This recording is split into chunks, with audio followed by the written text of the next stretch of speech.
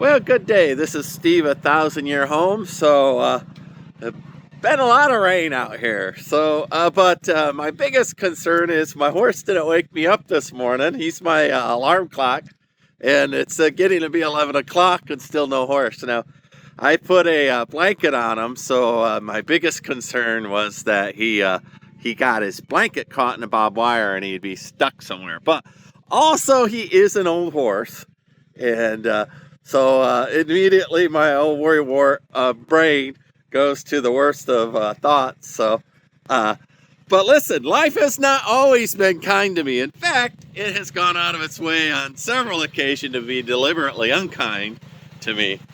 So, but anyway, I already went and loaded up my daughter's ATV and went and found Hank. He was on the neighbor's property. The cattle gate's open so they can graze this. But let's go double check him and make sure he's coming up. And I've never seen him more muddy than that, so I'm trying to figure out where he got so dirty. So let's ride up and find old Hank. All right, this is very difficult for me to run and ride. So my fingers are gonna show up in screen quite frequently. Plus I'm in gloves, it's super cold. So, but anyway, we'll get a feel for how much water has come down. I've never lived here in the year that I've owned it, coming up on a year. I bought it a year ago, but I didn't start working on it until March, just a couple of months away. So anyway, I've never been here where there's been heavy rain. So this will be my first experiment of heavy rain. But man, I was so worried about that dumb horse, and I go up there and it thundered and lightning last night, so you know the nitrogen's back in the grass, and it's my theory that he wants to graze the grass while it's like that. It's very unusual. In fact, this would be the first time since I've owned him that he wasn't right at my doorstep asking for oats. Well, this is a little river now. When you check it, I walked up on this thing, it's actually flowing. So this thing is flowing here. I gotta hit brake.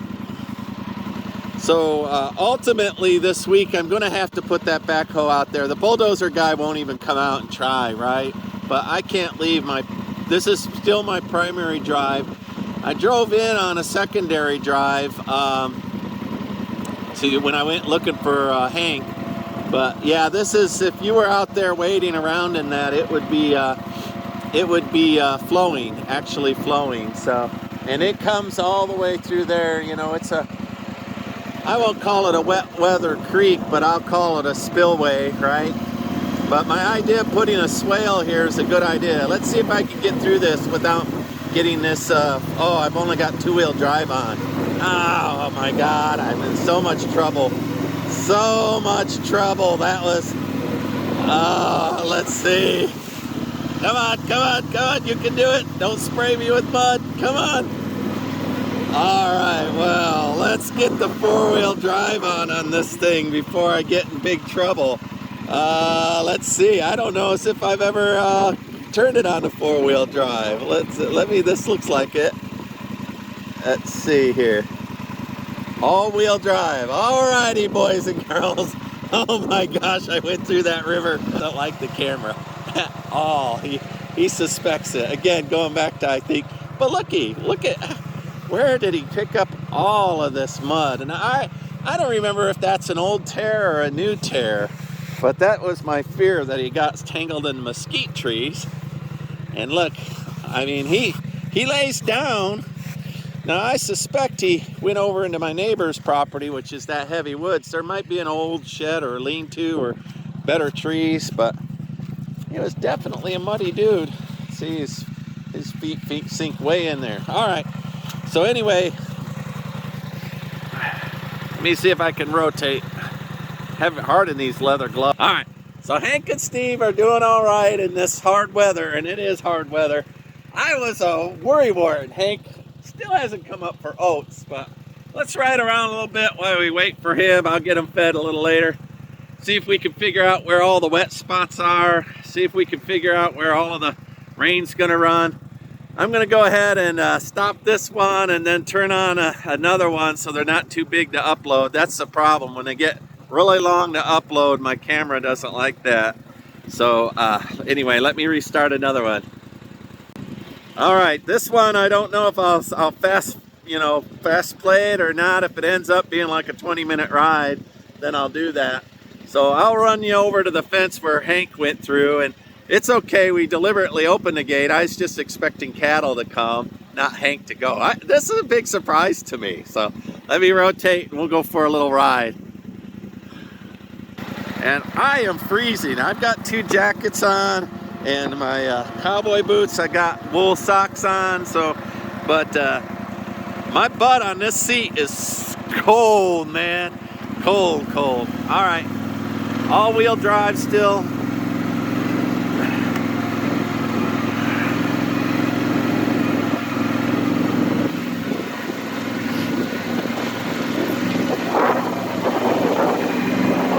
Other thing is, if I leave the gate open, Hank likes to leave the gate and then go eat the acorns that are up and down the private road. So I got up this morning and went there to see if he had done that, and my gate's still closed. So as of yet, the cattle have not come over to graze on this side. So wherever they are, and it's been open for a week or two, wherever they are, they're pretty happy. So I tried to track where Hank had gone, and I can only see a footprint here and there. I can't see how he got that muddy. But like I said, the one day I came home and in the rain he was laying down on the mud. Really surprised me, scared me. So this is not my property, but my neighbor gave me permission to four-wheeler on it, and eventually he said I could harvest some timber, but I need a safety officer or another man with me. So super generous, great guy, appreciate him a bunch. He's loads of fun. I appreciate it when he comes out and visits because I'm darn lonely. Ted's his name, and he treats me very kindly. All right, so that's where Uno was, Hank. I call him Uno because I had an old horse that looked just like him. We all thought that old horse was 50 years old. Hank's only 25-ish. My daughter knows more details on Hank than I do. I think she even has his papers. The other horse that we used to own had no papers.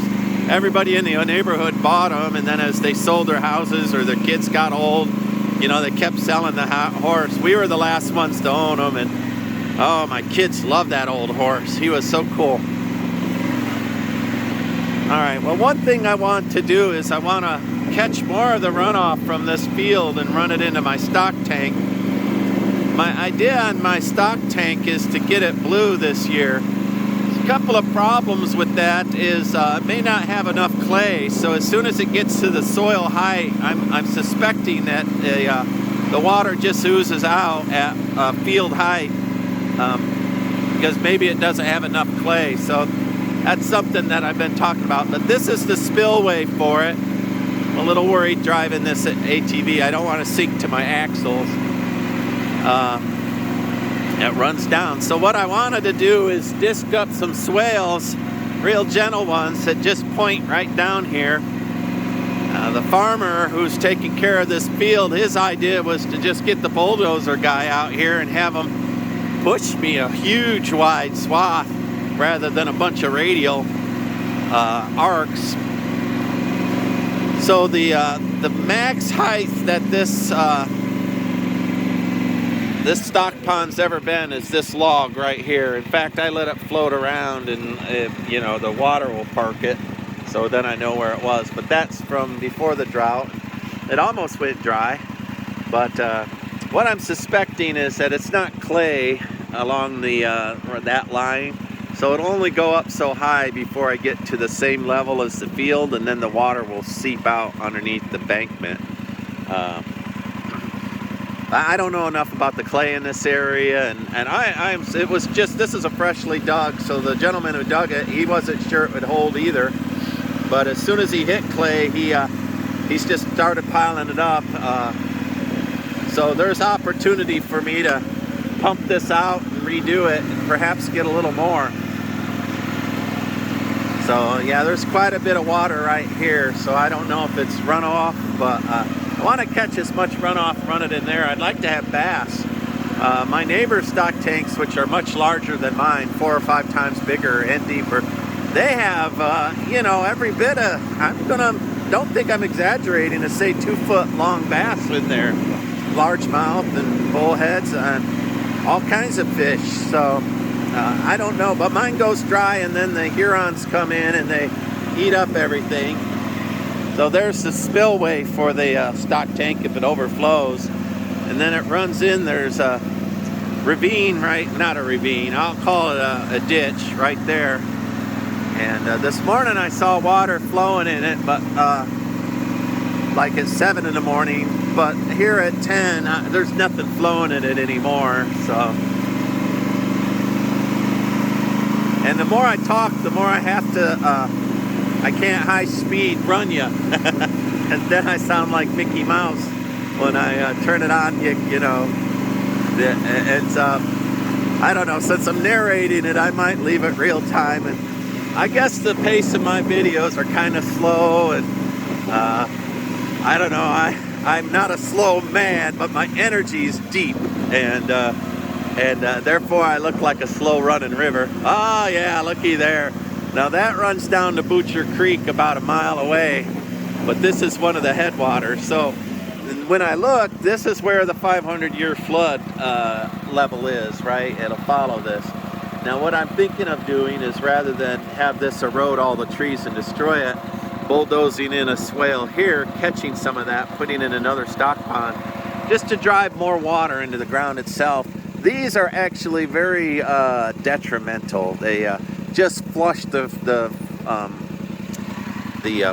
rivers with, I'll go down. They just flush the rivers with nitrogens and fertilizers and dirt and whatever anybody's been doing, right? So I would like to catch all of this rather than have it just go to waste. It's kind of pretty though. A little waterfall right there. But a smarter idea than letting it all just flash flood through and tear up the trees is, like I say, to change the taper of the land so that it fills up that stock tank, maybe dig that out a little bit more, and then put a swale here that would run to a stock tank down here in this corner. I do not know how close I can get to the to these wet weather creeks before I violate any kind of LCRA policy, so I have to look at that before. Of course, the guy I hire with a bulldozer, my little Mahindra, it is not a bulldozer. I could not bulldoze this, all this dirt myself. I mean, it's bulldozer work. Yeah, looky there. For those of you who have lots of water, this is no big deal, but for us in Texas, I've never seen standing water in this creek. So later, once I'm done with this motorbike ride, I'll go back up here and try to find out where the headwater is that starts. And the guy who comes and bulldozes for me, you know, he'll bring a survey, a transom, and find out exactly what my land is doing. Every inch matters, you know, so an inch dip that's a long ways is going to run water.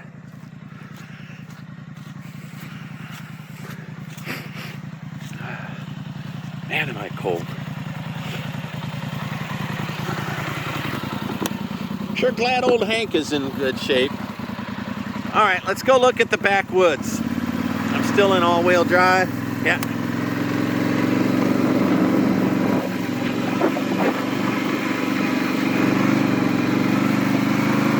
Yeah, this field's wet.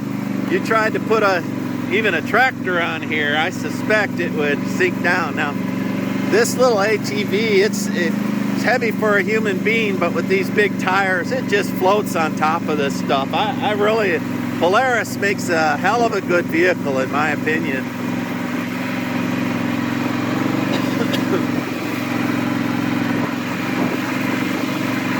Yeah, see, I'd like to catch all this water and kind of manage it a little better rather than have it flood everything. Woo-wee, that dry grass is going to look good once it breaks clear of the old nightshade stems. Man, I hope that my mowing pruned them out of here.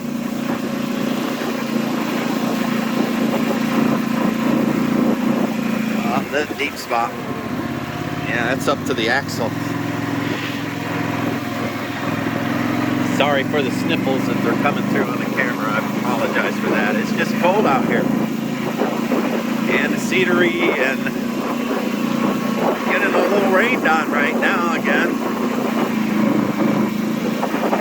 I'm going to guess this has been a couple, 3 inches of rain over the course of 4 days. So, I mean, it can throw down 5 inches in 24 hours here in Texas. That's the problem, is it goes dry and then the ground kind of runs off. So I made it through this thing once, but I'm not feeling brave. I'm gonna I'm gonna go around and go through the high ground.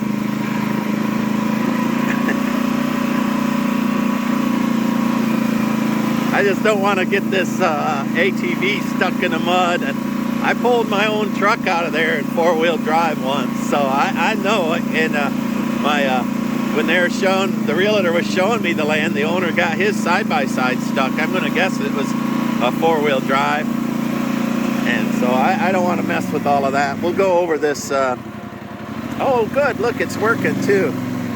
So I built this French drain with the idea that I'd overtop it, and eventually I'll layer another layer of gravel over the top of it with some, probably some chicken wire, and then maybe a layer of landscaping fabric. But yeah, that's letting, it's going to hold the water back a little bit for me, and then let it still flow through slowly.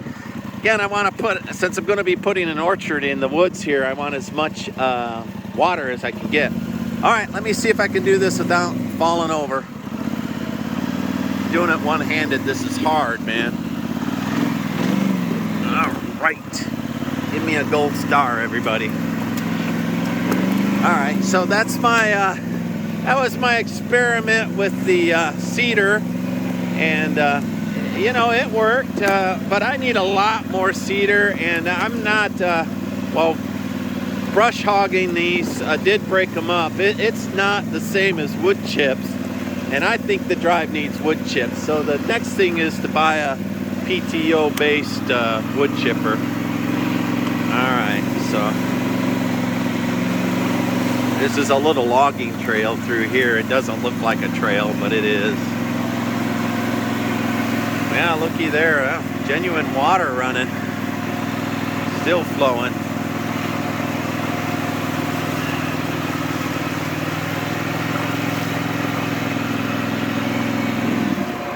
Look at that. Y'all see that? Little spring.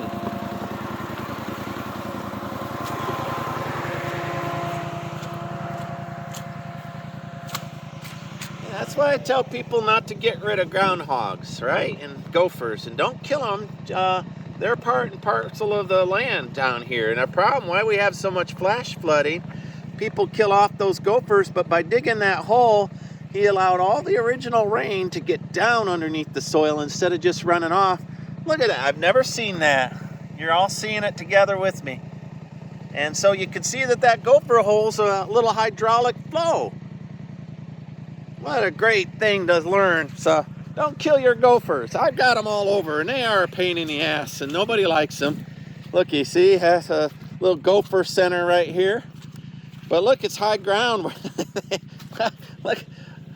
I don't know how they're maintaining it, but you know, you can see in there. I don't know how they survive. Look, if I step on that, can you all see I'm stepping on the soil? And you know, they call this jello sand, because if you get enough people jumping on it, it's a colloidal solid. It'll actually liquefy on you.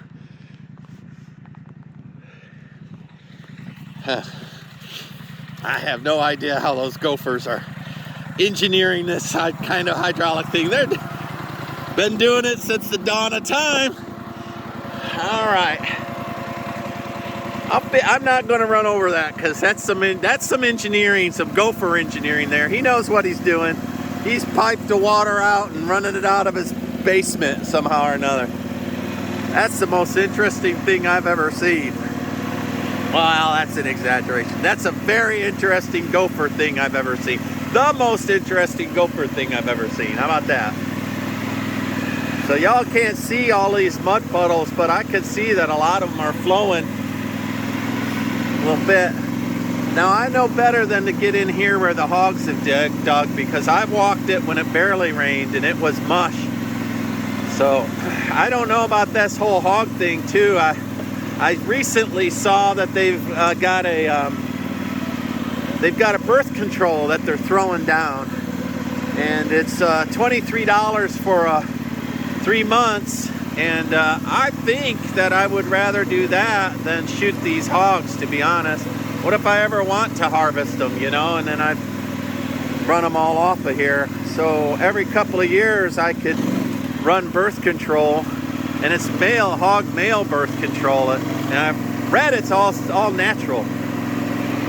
But anyway, you throw it down on the ground and then they don't have babies, and enough stuff eats piglets that in a couple of years you can get your hogs back down. I saw a lot of the big ranchers are trying to convince the state of Texas to fund that for free, and I think they should. Looky here, I'm going to walk down there before I put this ATV in, because this is a spillway that's spilling into the river. We put it in park so it doesn't roll on me. We'll check on the river together. Oh, look, I've got a couple meandering. Where is it going? I never noticed this. This is never walked my neighbor's property, you know. I respect them, but I see that it meanders. That's cool. And so I got a little spillway here that is dumping water into it. Sure wish I had waterfalls day and night. They are fun. They are fun. All right, checking, making sure I can drive through this without sinking up to my axles and losing. So that's the other idea that the bulldozer guy had, is digging out see, that tree's dead anyway. Digging out a big pond here and capturing these. I've got two. I've got this one. Then we'll ride up a little farther, and I've got another one just like it. They're called an arroyo down here. Arroyo. And they can kill you in the big rainstorms, you know, because you're used to them not having water, and then you're walking around in them, and they'll flood you right out. I'm going to stay away from the edge of that, so if it caves in, it doesn't take me with it. There, I see the water flowing right there added to it. Yeah, little river, well, stream, mud puddle, big backup right there. Since the one was okay, I'm going to believe that I could get through this one without checking it. So I'm just going to drive. Alrighty. Let me look at the river up here and see. And it's never, since I've owned this property, I've not seen water in it. So this is loads of fun for me. But yeah, the 500-year floodplain showed that this backs up and spills out eventually. Well, you know, that's quite a bit of overtopping, and that'd be a heck of a flow. All right, everybody, thank you for riding along with me. I just was worried sick about my horse, and just want to let everybody know that I guess when the thunder and the rain goes, the grass must be sweeter, because he did not come up for oats. And appreciate you riding around with me. I could see I talked the whole time, so I won't be able to speed walk that. So you're just going to have to, I don't know, fall asleep and just listen to me ride around, I guess. I'll try to knock the bottom end of that ATV out in post-processing. All right, thanks much. This is Steve at 1000 Year Homes. I do restorative agriculture and a tiny home shipping container build. Trying to build a 1000-year home, 1000 years, using modern materials, the shipping containers, as well as ancient building materials, which for me will be earth bag. All right, like, subscribe, follow me along. Bye. All right, I'm driving up to go to town and get groceries and gas between the ice storm, and it's 37, so it's all melted. It's just super wet. And I got this. I'm gonna get out of the car. I can't tell if it's like some kind of a woodcock or if it's a hawk. I'm expecting him to take off as I walk up. He's active. It's really hard to see. Oh, it was a fluffed up roadrunner. He was... It was so cold that he had puffed up, and I've never seen a puffed up roadrunner. I know him. We have names for him and his girlfriend. What did we name them? Something like Cora and Carl or something. I don't remember. So I know him. He's always there. But I didn't realize that roadrunners will fluff up, and he looked like a weird pheasant to me. All right, that was ridiculous. I didn't even get a good picture for y'all. I don't know if this will be in a video or not.